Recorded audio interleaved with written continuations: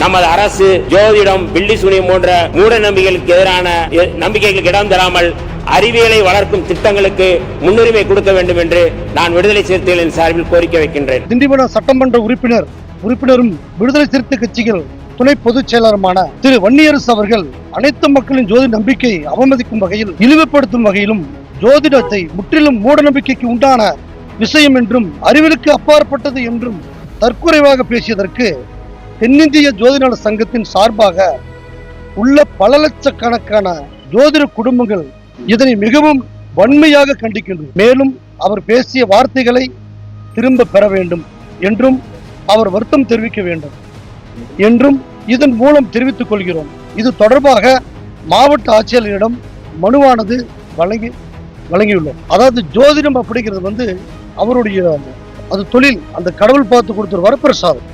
அதை அவர் வெளிப்படுத்தும் பொழுது நம்ம தமிழக முதல்வருக்கு அது மனதளவில் நமக்கு நம்பிக்கை ஊட்டும் வகையில் அவர் இருந்ததுனால அவர் ஏதோ ஒரு பதவி கொடுத்திருக்காரு. எங்களுடைய ஜோதிடர்களுக்கு ரத்தத்தில் ஊறி போனது.